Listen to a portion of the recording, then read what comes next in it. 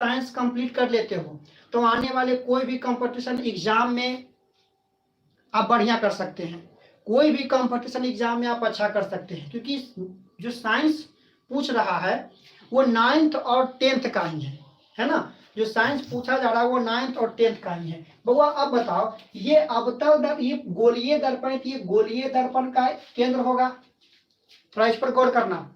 ये अब गोलीय दर्पण का क्या है, केंद्र है, ठीक है। अगर हम इसको बीच में ऐसे इस प्रकार से रेखा खींचूं, ठीक है, ये रेखा खींचूं तो ये जो दर्पण मिला, ठीक है, अगर हम इसको बाहर से रंग दूं, यदि हम इसको बाहर से रंग दूं तो ये कौन दर्पण बन रहा है, अवतल दर्पण। क्या बना, अवतल दर्पण, क्योंकि इसका परावर्तक सतह धसा हुआ है, तो ये बना आपका अवतल दर्पण, है ना, दर्पण। अब बताओ ये जो बिंदु है, ये जो बिंदु आपको यहाँ पर दिख रहा है, ये क्या करता है कि ये अवतल दर्पण को बीच दो बराबर भागों में बांटता है, ठीक है ना। ये अवतल दर्पण को दो बराबर भागों में क्या कर रहा है, बांट रहा है, ठीक है। तो इसी को कहते हैं, पता है क्या चीज, ध्रुव कहते हैं, अवतल दर्पण का ध्रुव।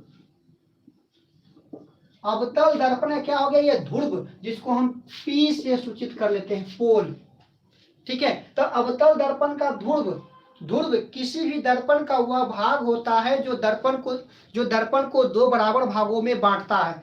रटिएगा ना, समझिएगा, हम सब बातों को समझा रहे हैं।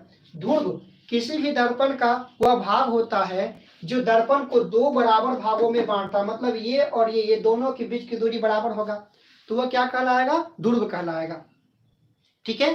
समझ रहे हैं बात को। उसी प्रकार यदि हम इसको अंदर से कलाई कर दूं, ठीक है ना, अंदर से अगर कलाई कर दूं तो इसका परावर्तक सतह ये हो गया, उभरा हुआ। तो जिसका परावर्तक सतह कैसा हो, अब बोल रहे हैं 2 टाइम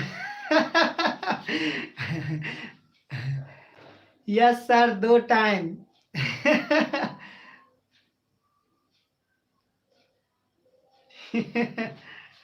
आइए पहले ये समझ लेते हैं पहले ये समझिए, हमें भी पढ़ना होता है, हम 2 टाइम पढ़ाएंगे, इतना नहीं कीजिए, पहले समझिए, ठीक है। ये समझिए, देखिए, ये देखिए भैया, देखो ये जो आप देख रहे हैं, ये जो देख रहे हैं ना, तो ये कौन सा दर्पण बन गया, ये बन गया आपका उत्तल दर्पण, उत्तल दर्पण।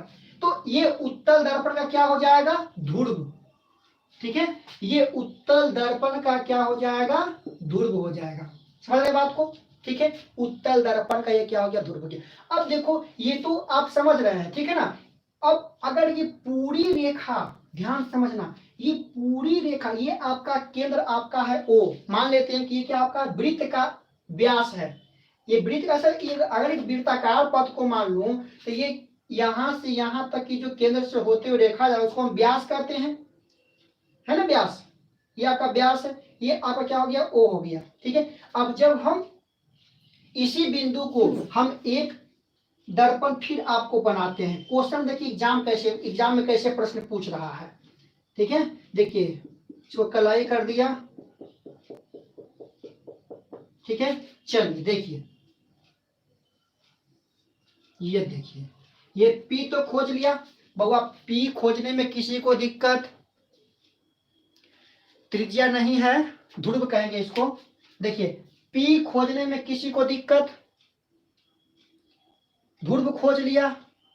ध्रुव क्या है, ध्रुव जो है दर्पण का वह भाग है, ध्रुव दर्पण का वह भाग है जो दर्पण को दो बराबर भागों में बांटता है, दर्पण का वह भाग होता है जो दर्पण को दो बराबर भागों में बांटता है, ठीक है ना। अब वह ध्यान देना, देखिए ये जो ध्रुव है, हमने इस भाग को काट करके निकाल लिया, ठीक है। अगर काल्पनिक हम एक गोला बना दूं इस प्रकार से, ये गोलवा के यहां बना दिया, एक पॉइंट को समझिए ध्यान से, ठीक है, एक पॉइंट को समझिए ध्यान से बउआ, ये गोलवा के हम यहां पर काट लिया, ठीक है। एक थोड़ा सा रुकिएगा, चंद मिनट।